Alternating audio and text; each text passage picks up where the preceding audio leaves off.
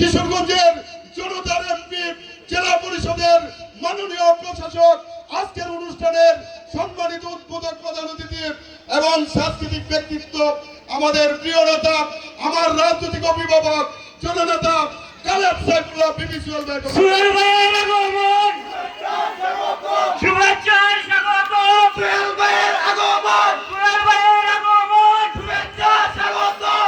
কিশোরগঞ্জ সিংহ পুরুষ আছে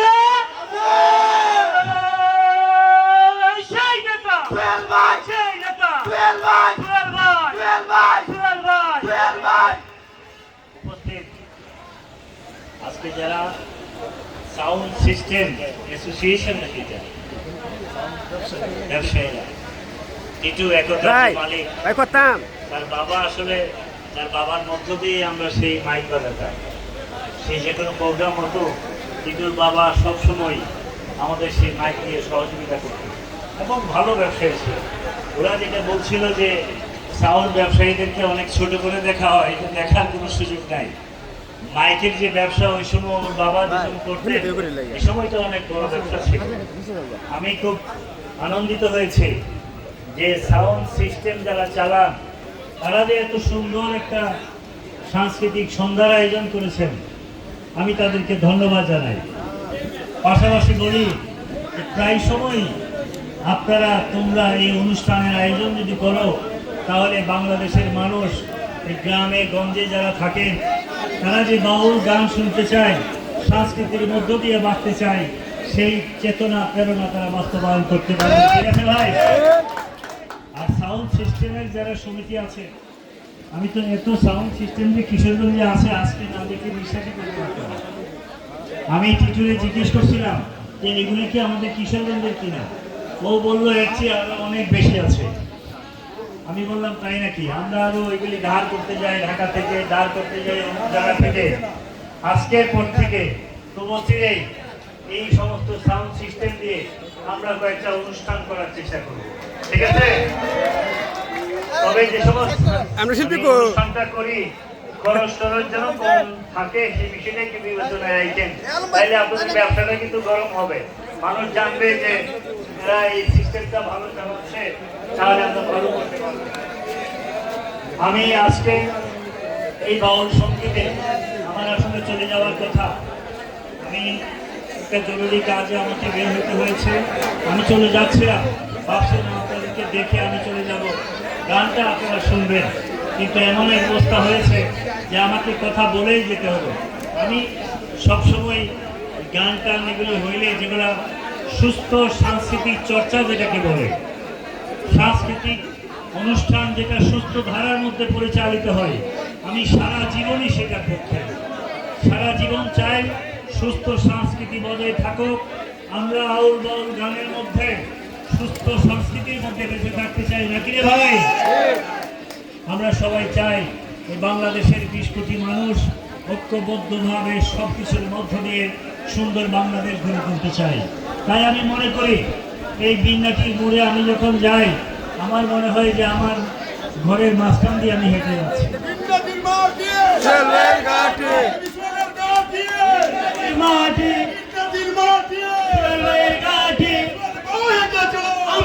তোমার সাথে তুমি এগিয়ে চলো। বড় জিনিস যেটা এখানে আজকে অনেক ব্যক্তিবৃন্দ, আমার বাম পাশে আপনাদের নেতা ইব্রাহিমুল্লাহ আসেনি, সারাদিন সব কিছু নিয়ে ব্যস্ত থাকেন। ডান পাশে আছেন আমাদের মফসিল দলের সভাপতি রফিক, আছেন আমাদের জুয়েল, আছেন আনোয়ার সবুর, পিছনে আছেন গান্ধী, আছে হানিফ, আমাদের দুলাল এমপি, তারপরে গোলাপ আমাদের উপজেলার সহসভাপতি, আছেন দুলাল আমাদের সিনিয়র সহসভাপতি বিন্যাটি ইউনিয়নের, আছেন অ্যাডভোকেট মিলন আমাদের এপিপি এবং নেতা, আছেন সকল সহ আরও অনেক নেতা। আমি যদি বলি তো অনেক সময় যাবে, যেহেতু আপনাদের শিল্পীরাও চলে আসছে, আমি আর কথা না বাড়িয়ে আমি শুধু শেষ কথা আপনাদেরকে বলি। আমরা এতদিন আন্দোলন সংগ্রাম করেছি একটা মানুষকে বিতাড়িত করতে, শুধু বিতরণ করে একটা সুন্দর বাংলাদেশ আপনাদের কাছে উপহার দেব। আমরা চেষ্টা করে যাচ্ছি প্রতিটা মুহূর্তে। আমাদের নেতা যিনি গত 16 তারিখ আপনাদের মাঝখান দিয়ে গেছেন, আপনারা দেখেছেন কৃষকদের কাকের মতো আপনারা দাঁড়িয়েছিলেন নেতাকে দেখার জন্য, আপনারা তাকে অভিবাদন জানিয়েছেন। সেই নেতা প্রতিদিন চেষ্টা করে যাচ্ছেন বাংলার মানুষের মুখে হাসি ফোটানোর জন্য। আমরা ফ্যামিলি কার্ড করছি, কৃষক কার্ড করেছি, আমরা প্রতিটা কার্ডের মধ্য দিয়ে প্রতিটা মানুষকে আমাদের আয়ত্তে নিয়ে আসতেছি। আমরা শুধু একটা ওয়ার্ডে করেছি, সেখানে 456টা কার্ড দিয়েছি, পরে আরো 480 কার্ড দিয়েছি একটা ওয়ার্ডে। আমরা আগামী 3 বছরের মধ্যে আমাদের যত মা বোনেরা আছেন সবাই এই কার্ডের আওতায় চলে আসবে। প্রতি মাসে কথা বলার আগে ওনার কার্ডের মধ্যে 2500 টাকা চলে যাবে। ঠিক আছে ভাই? ওই দিন যারা স্টেডিয়ামে ছিলেন আপনারা তো দেখেছেন, প্রধানমন্ত্রী উদ্বোধনের সাথে সাথে আপনাদের কাছে টাকাগুলো পৌঁছে গেছে, এবং কৃষকদেরকেও আমরা সেই কার্ডটা দেব, তাদের কাছে পৌঁছে দেব। আমরা অ্যাড্রেস করতে চাই সমাজের প্রতিটা জায়গাতে। আমরা মসজিদের ইমাম, মুয়াজ্জিন সবচেয়ে বড় বঞ্চিত মানুষ ছিল, যাদেরকে 2000 3000 টাকা মাসিক ভাতা দিয়ে ওনাদেরকে ইমামতি করাতো, সর্বোচ্চ 5000 হতো। আমরা সেটাকে আনুষ্ঠানিকভাবে রাষ্ট্রীয়ভাবে স্বীকৃতি দিয়ে আমাদের রাষ্ট্রের মধ্যে নিয়ে আসছি। এখন থেকে ইমাম এবং মুয়াজ্জিন রাষ্ট্রীয়ভাবে বেতন পাবে। শুধু ইমাম মুয়াজ্জিন মসজিদে নয়, আমরা সেই অন্যান্য ধর্মের যারা আছেন, বিশেষ করে হিন্দু ধর্মের, খ্রিস্টান ধর্মের, বুদ্ধিস্ট যারা আছেন, প্রতিজনকে আমরা রাষ্ট্রের আওতায় এনে সেই সহযোগিতা করার জন্য নাম লিখেছি। প্রধানমন্ত্রী তা উদ্বোধন করেছেন। আর বিদ্যুতের একটু সমস্যা যাচ্ছে, সেই কথাটা আমি আপনাদেরকে বলে যাই। এই বিদ্যুতের যত ট্রান্সমিটার ছিল সেগুলো হয়েছে আজ থেকে 3 বছর, 5 বছর, 7 বছর আগে। প্রতিটা মেশিনের একটা ওয়ারেন্টি গ্যারান্টি থাকে, 3 বছর, 4 বছর, 5 বছর। আমরা 3 বছর পরে ক্ষমতায় এসেছি, অর্থাৎ 5ই আগস্টের পরে আজকে 3 বছর 6 দিন হয়েছে। যেই ওয়ারেন্টি গ্যারান্টি মেশিনের ছিল, সমস্ত মেশিন আজকে অকেজু হয়ে যাচ্ছে, যার দরুন বিদ্যুতের কিছু লস হচ্ছে, সেটা আমরা মেনে নিচ্ছি। আমাদের প্রধানমন্ত্রীও বলেছেন, আমরা সেটা চেষ্টা করে যাচ্ছি, আমাদেরকে একটু সময় দেন। বিদ্যুতেরও বাংলাদেশে আমরা বিপ্লব করে প্রতিটা মানুষের ঘরে ঘরে আমরা বিদ্যুতের ব্যবস্থা করে দেব, যেটা আর কোনোদিন মিস হবে না ইনশাআল্লাহ। ঠিক আছে ভাই? আরো যে যে কাজগুলো আমরা করে যাচ্ছি, কৃষকের ঋণ মকুব করতেছি, আরো অনেক কাজ করতেছি। আজকে যে আপনারা সেই গানের অনুষ্ঠানটা করতে যাচ্ছেন, এই অনুষ্ঠানটাও আগে যদি আপনি করতেন তাহলে এই অনুষ্ঠানটা সুন্দরভাবে আপনি করতেন না, অনুমতি পেতেন না, কত কষ্ট হতো। ঠিক আছে না ভাই?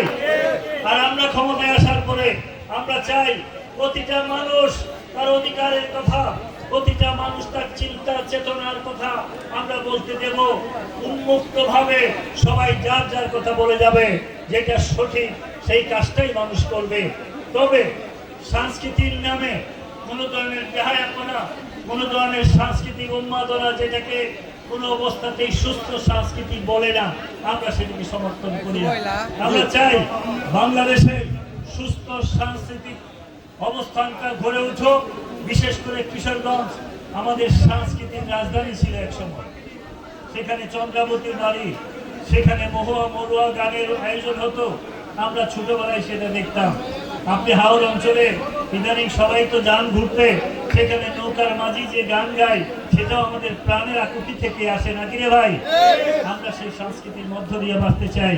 আমরা অচিরেই আরো কিছু সাংস্কৃতিক অনুষ্ঠান আছে, আমরা সেই অনুষ্ঠানগুলোতে আপনাদেরকে আমন্ত্রণ জানিয়ে আমরা সবাই মিলে একটা সুস্থ বাংলাদেশ গড়ে তুলবো। ঠিক আছে ভাই? আর আমি জেলা পরিষদের প্রশাসক হিসেবে বসার পরে আমার নেতা আমাকে দায়িত্ব দিয়েছেন, যাতে করে সেই গ্রামের প্রত্যন্ত অঞ্চলে মানুষের কি সমস্যা রয়েছে সেটা দেখার জন্য। আমি এমন কোনো জায়গা নেই যেখানে আমি কথা বলছি না। আমি চেষ্টা করতেছি প্রতিটা জায়গাতে অবশ্যই একটা পরিবর্তন আসতে হবে। আপনাদের বিন্যাটি বাজারে যে ড্রেনেজের সমস্যা রয়েছে, আমাকে একটু আগে কোন নেতা জানি বললেন যে ড্রেনেজের সমস্যা রয়েছে, এটা আপনারা অচিরেই হয়তো 2-3 মাস সময় লাগবে, এই সমস্যারও আপনাদের সমাধান হয়ে যাবে ইনশাআল্লাহ। ঠিক আছে?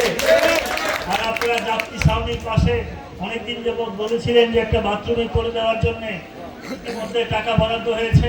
আগামী 1 মাসের মধ্যে আপনাদের সেই কাজও শুরু হয়ে যাবে। আপনারা শুধু সমস্যার কথা বলবেন, আর আমাদেরকে একটু সময় দিয়ে, সময় না দিলে আমাদেরও একটা প্রসেসের বিষয় থাকে, একটু আইনের কাঠামোর মধ্যে আমাদেরকে করতে হয়। আমরা তো সেই সঠিক কাজটা করতে যাচ্ছি।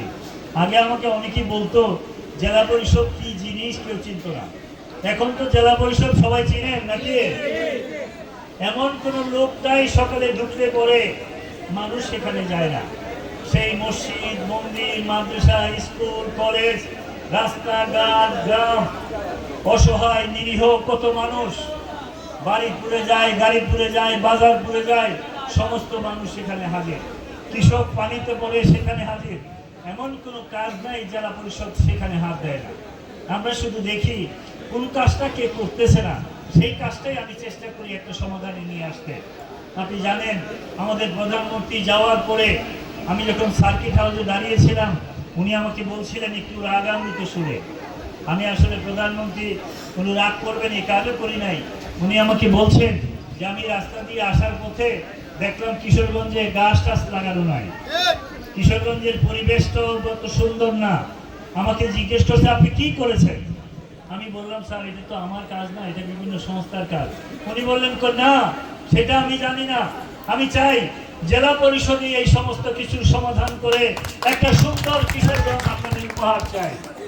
আমি ওনাকে কথা দিয়েছি আমরা একটা সিস্টেম করে অল্প কিছু দিনের মধ্যে আমরা আমাদের আরো নেতৃত্ব যারা আছেন, আমাদের এমপি সাহেবরা আছেন, মন্ত্রী সাহেবরা আছেন, সবাইকে সাথে নিয়ে আমরা একটা সুন্দর কিশোরগঞ্জ আপনাদের সামনে উপহার দিব। ঠিক আছে ভাই? আর আমাদের প্রধানমন্ত্রী এসে ইতিমধ্যে সুরাকিয়া মাঠকে 17 কোটি টাকা দিয়ে গেছেন। গত 17 বছরে 17 টাকাও কেউ দেয় নাই। উনি আমাদেরকে আরো বলেছেন নরসুন্দা নদীর উন্নয়নের কথা বলেছেন, আমাদের জন্য 1000 কোটি টাকার বরাদ্দ করেছেন, আরো অনেক কিছু করেছেন। আমি সময় স্বল্পতার জন্য আর বললাম না। আর মাদকের বিষয়টা আমি অনুরোধ করে গেলাম